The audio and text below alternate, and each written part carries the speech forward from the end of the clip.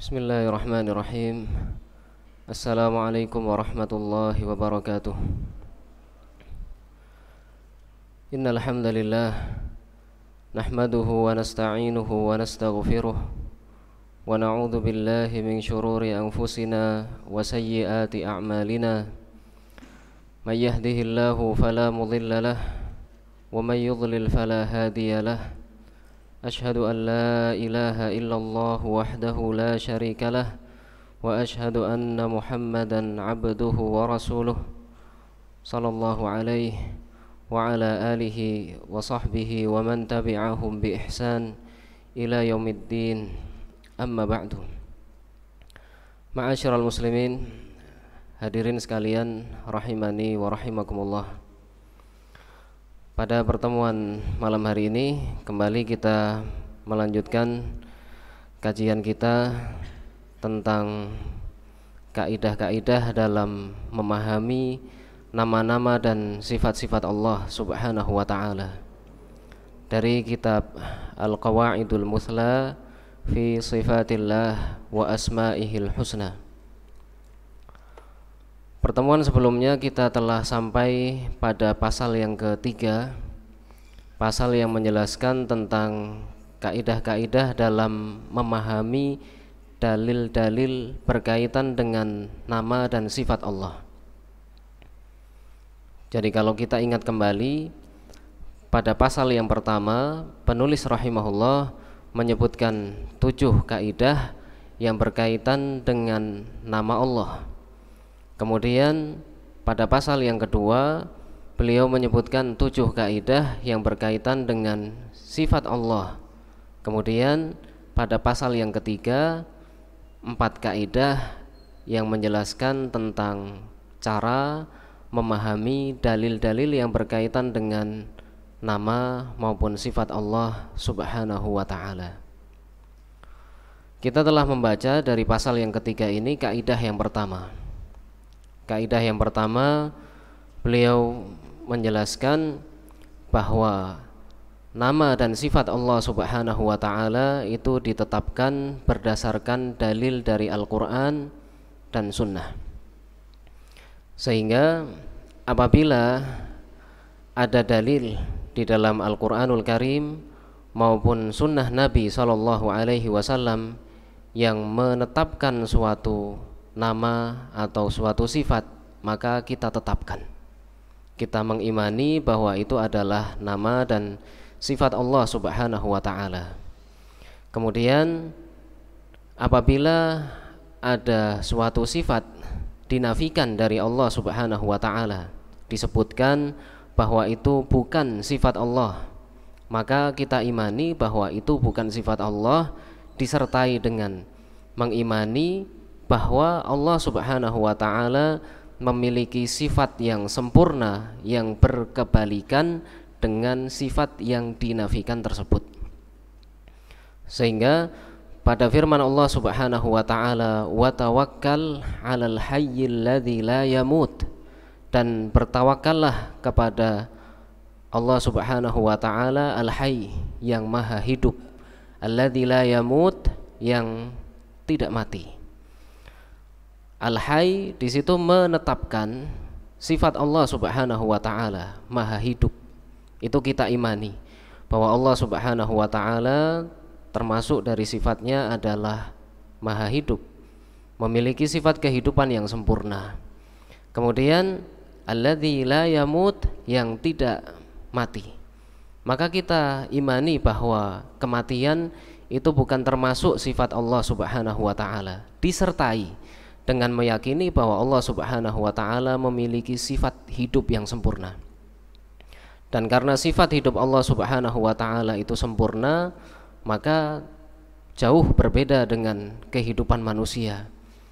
Allah Subhanahu wa ta'ala tidak didahului dengan tidak ada, tidak diakhiri dengan kematian, dan kehidupannya sempurna, sehingga Allah Subhanahu wa ta'ala tidak wafat dan tidak mengantuk. Kemudian bentuk yang ketiga dari sifat Allah Subhanahu wa ta'ala itu adalah yang tidak ada landasannya di dalam Al-Quran maupun Sunnah. tidak ada landasannya di dalam Al-Quran maupun Sunnah. Tapi bisa jadi lafal ini, sifat tersebut, sifat yang disebutkan itu masyhur di tengah-tengah manusia penggunaannya. Maka kalau dari sisi maknanya kita merinci, apakah penggunaan lafal tersebut digunakan untuk makna yang baik atau digunakan untuk makna yang tidak baik. Kalau memang digunakan untuk makna yang baik maka tidak masalah. Tapi kalau digunakan untuk menunjukkan makna yang tidak baik, maka itu tidak layak bagi Allah Subhanahu wa ta'ala. Contoh yang beliau sebutkan adalah arah, sifat arah. Apakah Allah Subhanahu wa ta'ala berada di suatu arah? Tentang arah ini tidak ada landasan di dalam Al-Quran maupun Sunnah. Yang disebutkan bahwa Allah Subhanahu wa ta'ala maha tinggi, Allah Subhanahu wa ta'ala di atas langit. Sehingga lafal arah ini sebaiknya tidak digunakan. Kemudian kalau dari sisi makna, apa yang dimaksud dengan arah tersebut? Apakah yang dimaksud dengan arah itu adalah arah bawah?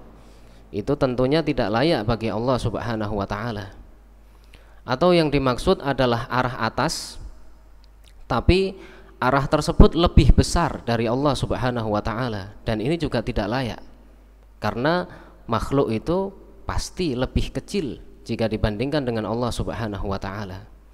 Atau yang dimaksud dengan arah adalah bahwa Allah Subhanahu wa ta'ala maha tinggi dan arah tersebut tidak meliputinya. Maksudnya Allah Subhanahu wa ta'ala maha besar, sangat besar, lebih besar dibandingkan dengan makhluknya.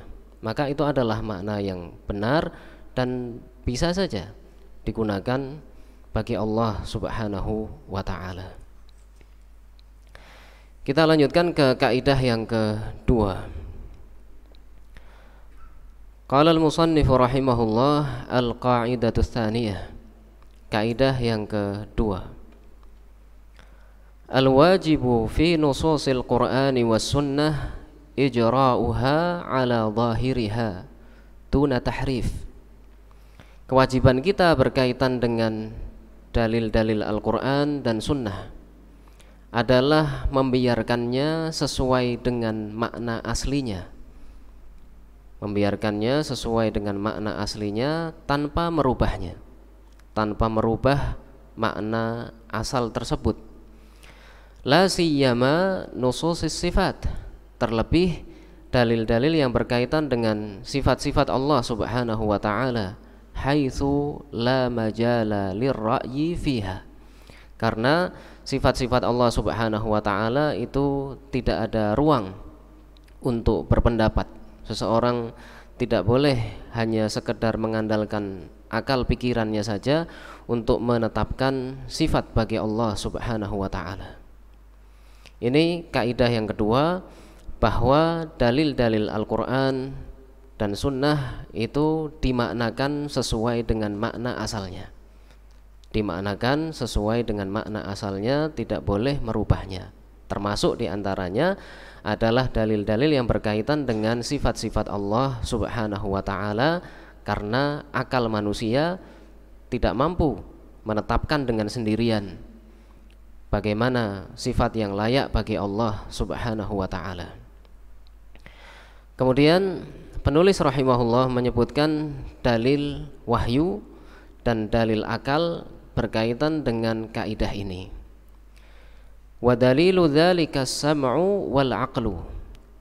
Dalil dari kaidah ini adalah as-sam', dalil wahyu. Kemudian yang kedua adalah dalil akal. Rinciannya, amma as-sam'u fa qauluhu ta'ala nazala bihi ar-ruhul amin. Di antaranya adalah firman Allah Ta'ala, Al-Quran itu diturunkan, dibawa oleh malaikat Jibril yang terpercaya. Ala qalbika litakuna minal mundhirin, agar disampaikan ke dalam hatimu sehingga engkau termasuk orang-orang yang memberi peringatan. Bilisanin arabiyyin mubin, dengan bahasa Arab yang jelas. Di sini sisi pendalilannya adalah dalam firman Allah Ta'ala, bilisanin arabiyyin mubin, dengan bahasa Arab yang jelas. Sehingga apa yang disampaikan itu adalah sesuatu yang tujuannya untuk dipahami. Al-Quran dan Sunnah tujuannya adalah untuk dipahami.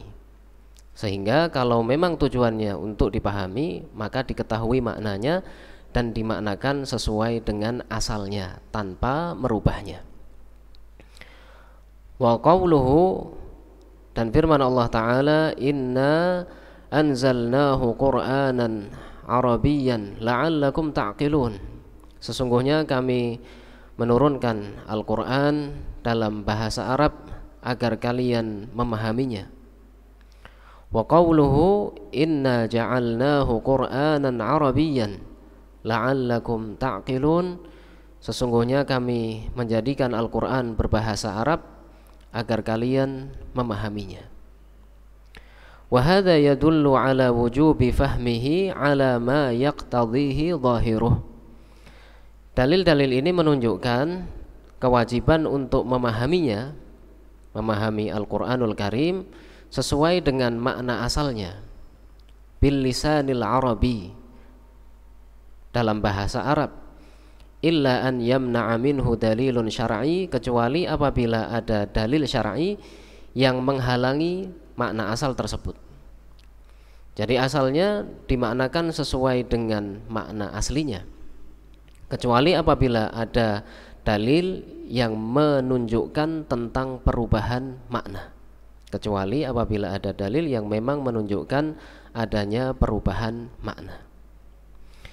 Ini dalil yang pertama, dalil wahyu yang beliau sebutkan, ayat-ayat yang menjelaskan bahwa Al-Quran itu diturunkan dalam bahasa Arab agar dipahami.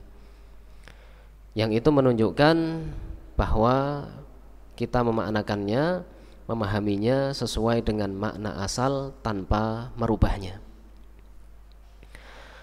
Kemudian dalil yang kedua, masih berkaitan dengan dalil wahyu, adalah celaan Allah Subhanahu wa ta'ala terhadap orang-orang Yahudi yang mereka melakukan perubahan terhadap firman Allah Subhanahu wa ta'ala, merubah Taurat. Apakah dengan cara mengganti lafalnya, atau dengan cara menyimpangkan maknanya?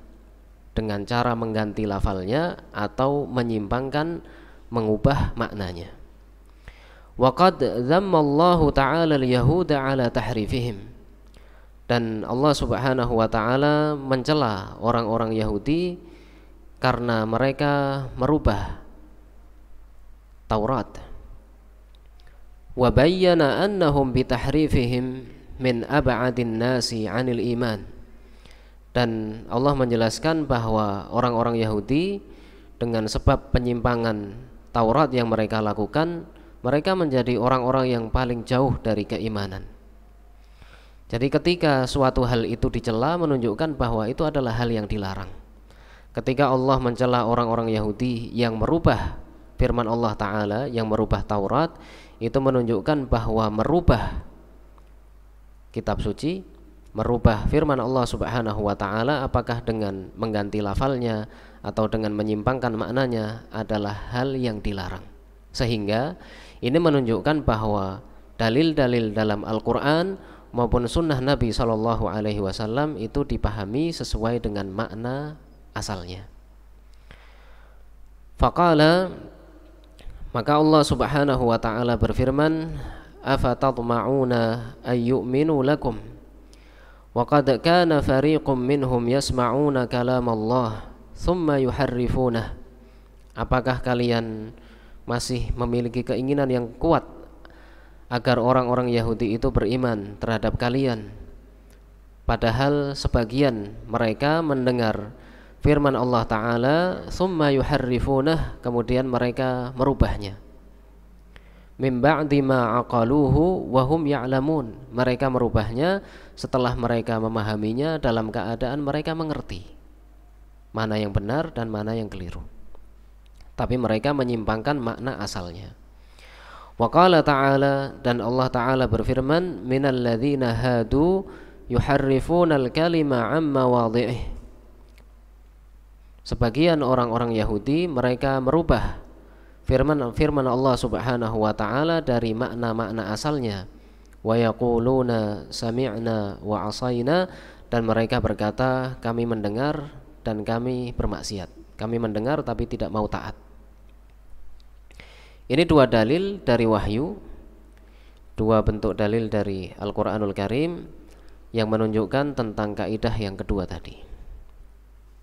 Kemudian dalil akal yang beliau sebutkan di sini, wa ammal aqlu, adapun dalil akal, fali annal mutakallima bihadhihi nusus a'lamu bimuradihi min ghairihi, bahwa yang berbicara dengan nas-nas ini Allah Subhanahu wa taala yang berfirman di dalam Al-Qur'an, Nabi SAW yang bersabda di dalam hadis beliau, itu lebih mengetahui tentang maksud yang diinginkan daripada orang lain. Lebih mengetahui maksud yang diinginkan daripada orang lain. Wa qad khatabana bil lisanil arabiyyil mubin, dan Allah Subhanahu wa taala, begitu juga Rasulullah sallallahu alaihi wasallam berbicara terhadap kita dengan bahasa Arab yang jelas. Fa wajaba qabuluhu ala zahirih, maka kita wajib untuk menerimanya sesuai dengan asalnya, sesuai dengan makna asalnya. Wa illa lakhtalafatil ara' wa tafarraqatil ummah, dan kalau tidak seperti itu, kalau kita tidak memaknakannya sesuai dengan aslinya, maka akan berbeda-beda pendapatnya dalam memahami suatu dalil. Wa tafarraqatil ummah, dan umat ini akan berpecah belah. Ini dalil akal yang beliau sebutkan. Jadi Allah Subhanahu wa taala ketika menjelaskan tentang sifat-sifatnya, maka Dia Maha mengetahui. Allah Subhanahu wa taala Maha mengetahui tentang hal itu dibandingkan dengan kita.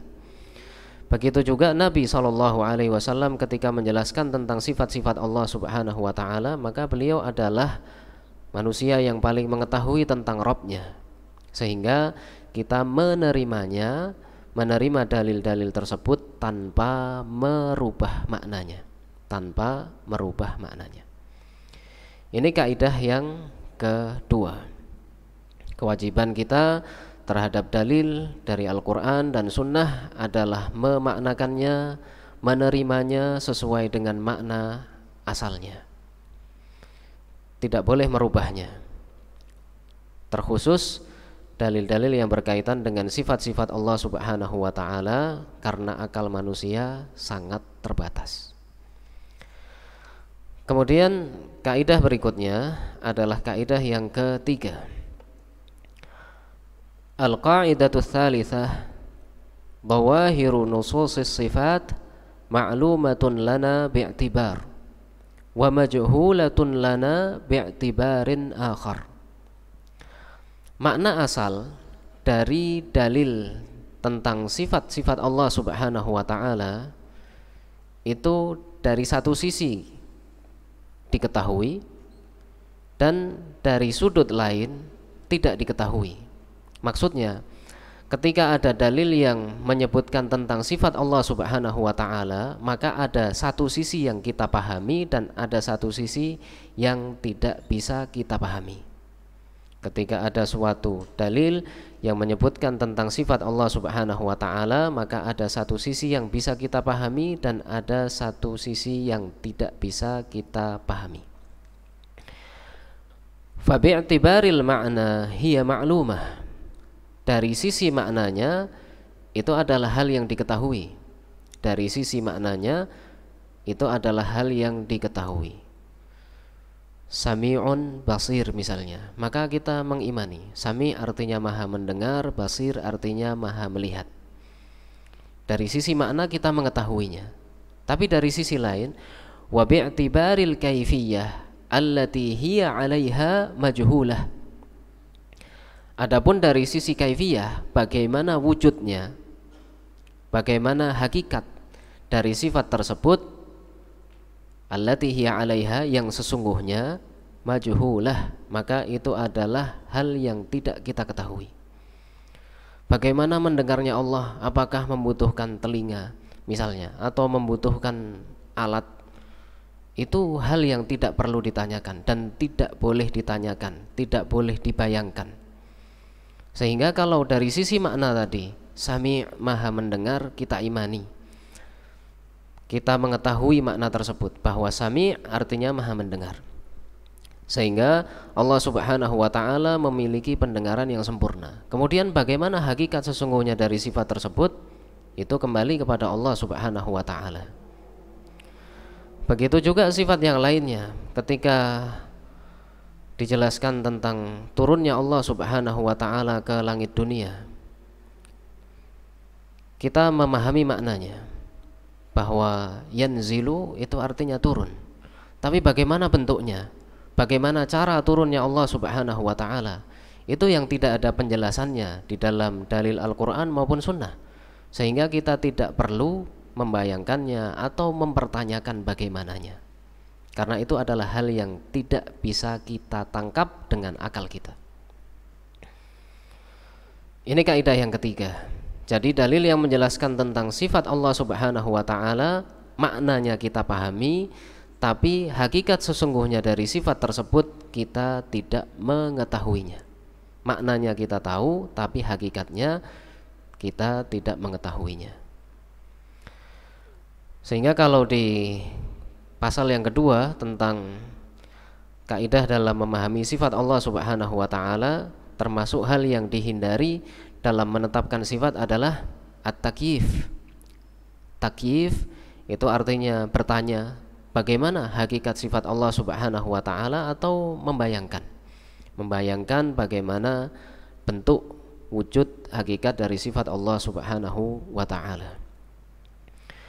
Wa qad dalla 'ala dzalika as-sam'u wal 'aqlu. Beliau sebutkan di sini bahwa kaidah ini ditunjukkan oleh dalil wahyu dan dalil akal. Amma as-sam'u faminhu qauluhu ta'ala. Adapun dalil wahyu diantaranya adalah firman Allah Ta'ala, kitabun anzalnahu ilaika mubarak.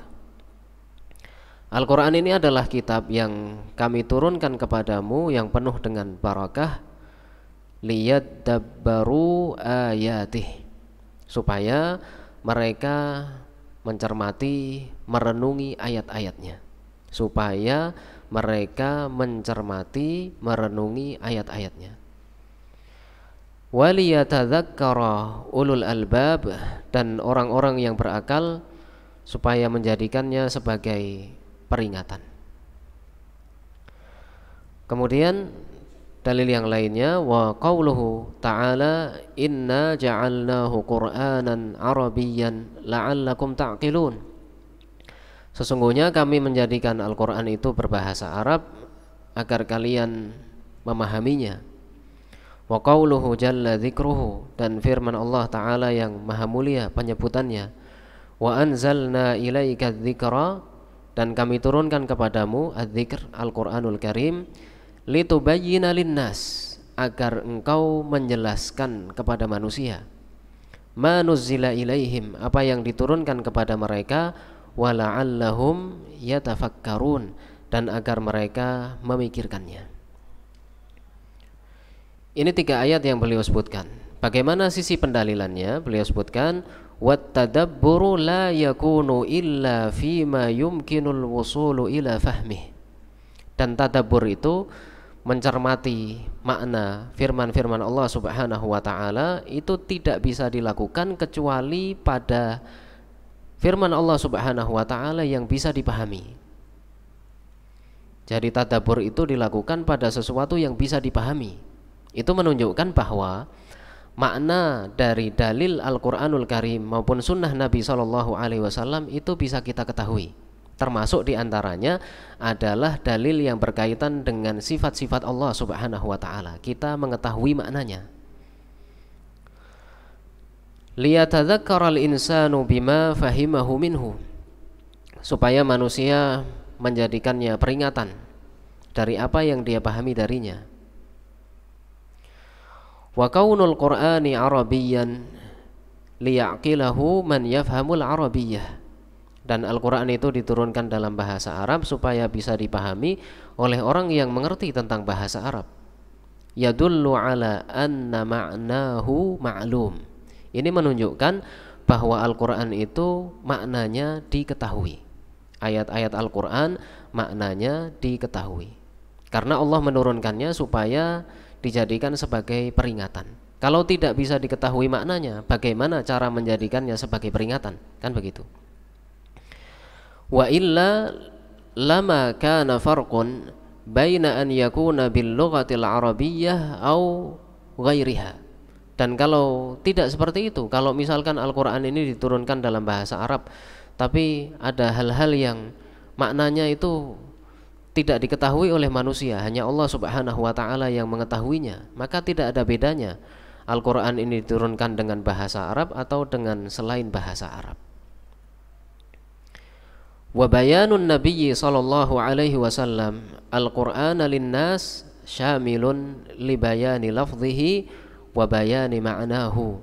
Dan penjelasan Nabi sallallahu alaihi wasallam tentang Al-Qur'anul Karim kepada manusia itu mencakup penjelasan tentang lafalnya, bagaimana cara membaca Al-Qur'an dengan baik dan benar, wa bayani ma'nah. Begitu juga beliau menjelaskan tentang makna-maknanya. Intinya di sini bahwa Allah Subhanahu wa taala menyebutkan di dalam berbagai ayat bahwa tujuan diturunkannya Al-Qur'an itu supaya bisa dipahami. Dan sesuatu yang bisa dipahami itu ketika bisa ditangkap maknanya. Sesuatu yang bisa dipahami itu adalah sesuatu yang bisa ditangkap maknanya. Kalau kita beli barang misalnya alat elektronik, kemudian petunjuk penggunaannya dengan bahasa Mandarin misalnya, kita tidak bisa baca, tidak bisa juga tahu maknanya. Apakah kita akan bisa membaca atau menangkap makna yang terkandung di situ? Kan tidak. Begitu juga Allah Subhanahu wa taala ketika menurunkan Al-Qur'anul Karim, Allah menurunkan Al-Qur'an tersebut dengan bahasa Arab yang jelas agar dipahami, supaya dijadikan sebagai peringatan. Sehingga itu menunjukkan bahwa makna yang terkandung di dalamnya itu bisa ditangkap oleh orang-orang yang mengerti bahasa Arab. Kemudian dalil dari akal, wa ammal aqlu fali'anna minal muhal an yunazzilallahu ta'ala kitaban aw yatakallama rasuluhu sallallahu alaihi wasallam bikalamin yuqsadu bihadzal kitab wa hadzal kalam an yakuna hidayatan lil khalq. Termasuk sesuatu yang mustahil bahwa Allah Subhanahu wa taala menurunkan kitab atau Rasulullah sallallahu alaihi wasallam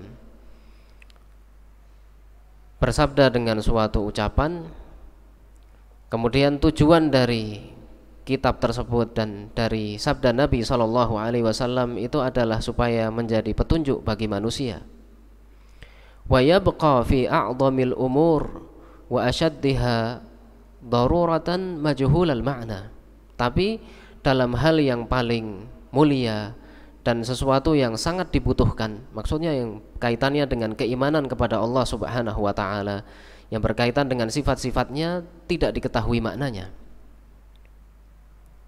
Jadi termasuk hal yang mustahil.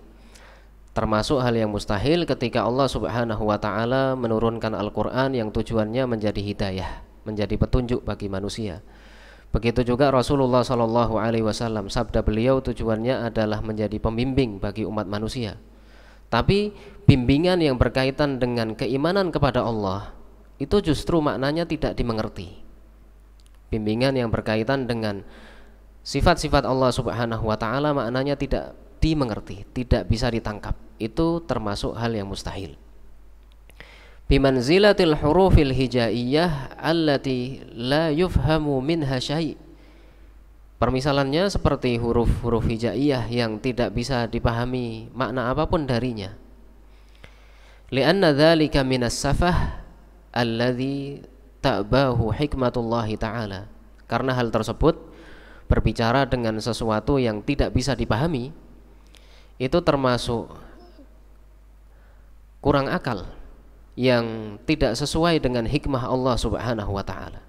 Sehingga firman Allah Subhanahu wa taala itu bisa ditangkap maknanya, termasuk yang berkaitan dengan penjelasan sifat-sifat Allah Subhanahu wa taala.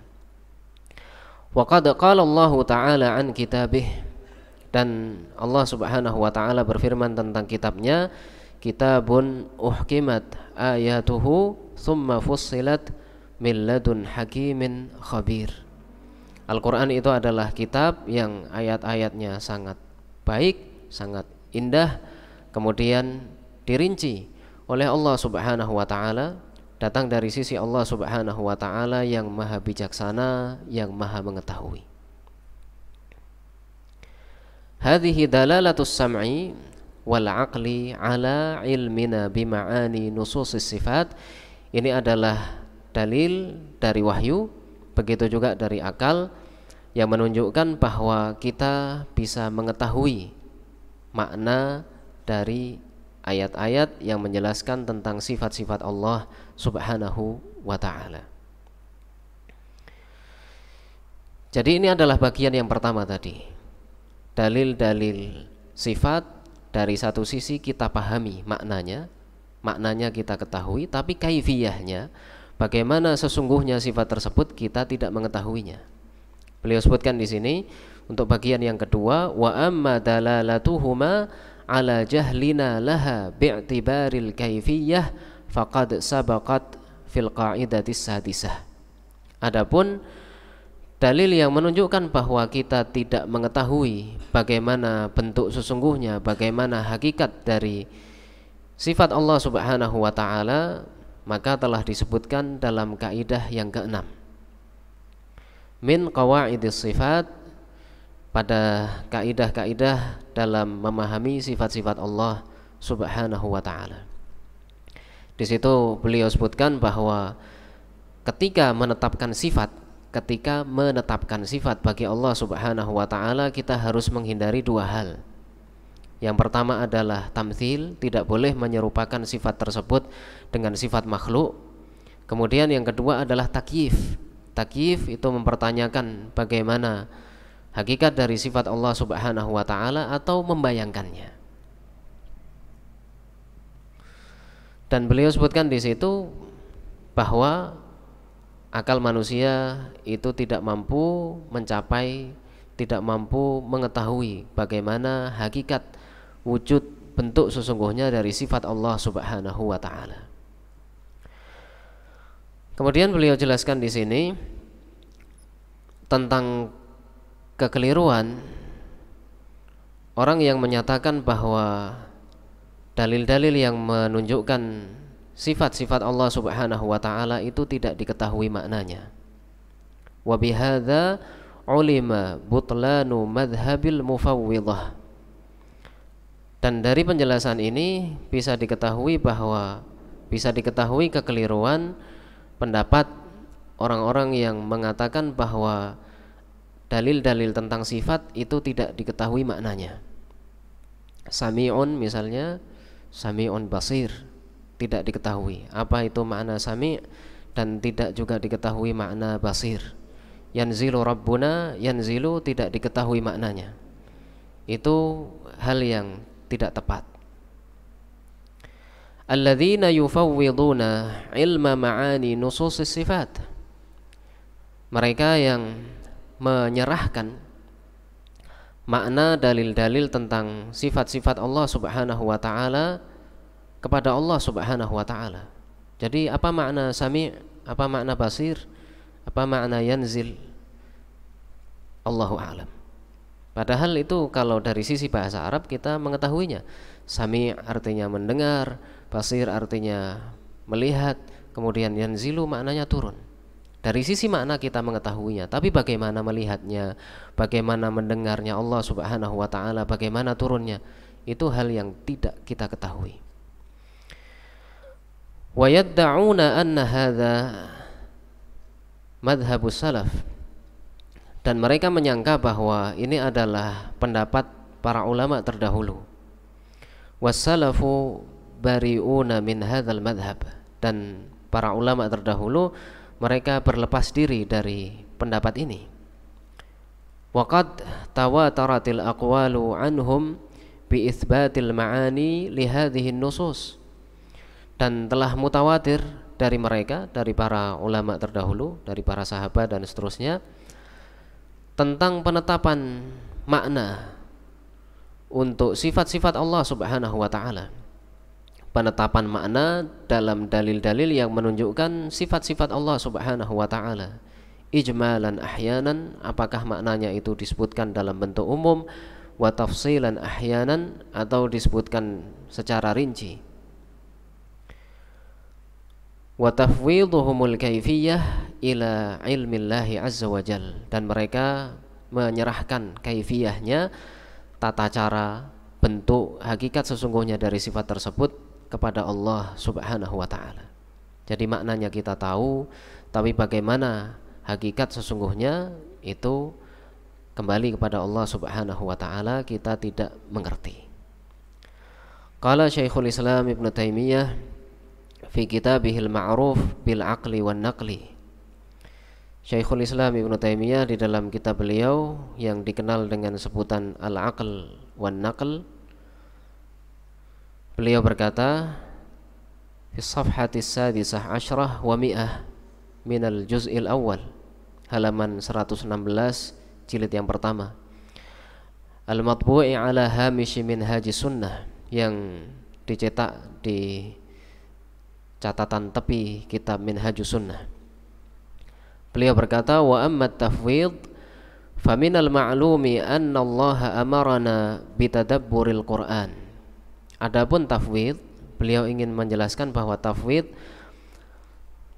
tafwidul makna, mengatakan bahwa dalil-dalil tentang sifat itu tidak diketahui maknanya. Beliau sebutkan termasuk hal yang diketahui bahwa Allah Subhanahu wa taala memerintahkan kepada kita untuk mentadabburi Al-Qur'an, memahami isinya.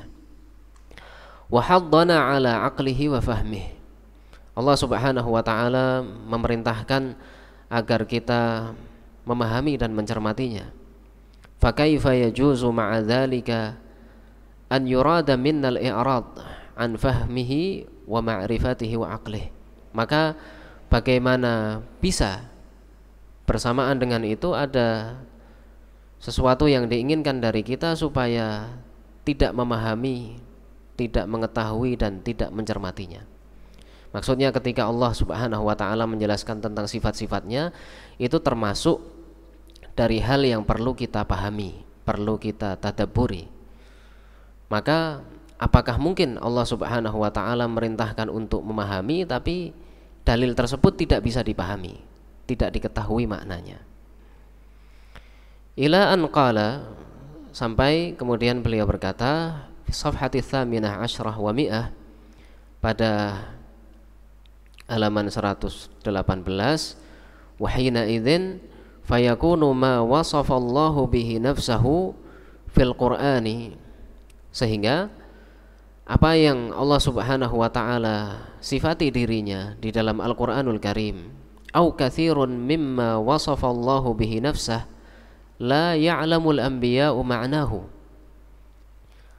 Kalau dikatakan bahwa dalil-dalil tentang sifat-sifat Allah itu tidak bisa diketahui maknanya, maka konsekuensinya bahwa para nabi mereka juga tidak mengerti makna dari ayat-ayat tersebut. Bal yaquluna kalaman la ya'qiluna ma'nahu. Dan mereka, para nabi, mengucapkan suatu perkataan yang mereka sendiri tidak tahu maknanya. Jadi termasuk dari ucapan para nabi adalah penjelasan tentang sifat-sifat Allah Subhanahu wa taala. Dan mestinya mereka, para nabi dan rasul, memahami apa yang mereka sampaikan.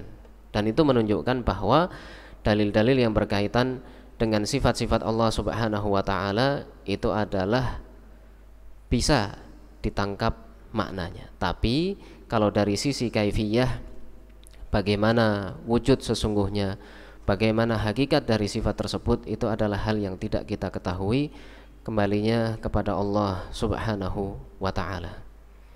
Masih ada kelanjutan dari kaidah yang ketiga ini, penjelasan tentang kelirunya pendapat yang menyatakan bahwa dalil-dalil tentang sifat Allah Subhanahu wa ta'ala itu tidak bisa dipahami maknanya.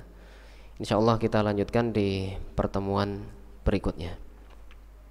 Sehingga pada malam hari ini kita baca kaidah yang kedua dan kaidah yang ketiga.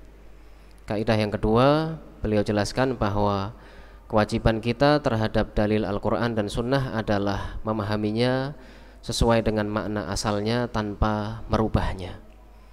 Kemudian pada kaidah yang ketiga, bahwa sifat-sifat Allah Subhanahu wa ta'ala itu dari satu sisi kita ketahui, maksudnya maknanya, dan dari sisi lain ada yang tidak kita ketahui, itu wujud dan bentuk sesungguhnya dari sifat-sifat tersebut. Mudah-mudahan bermanfaat. Mohon maaf apabila banyak kekurangan. Subhanakallahumma wa bihamdik, asyhadu an la ilaha illa anta, astaghfiruka wa atubu ilaik. Assalamualaikum warahmatullahi wabarakatuh.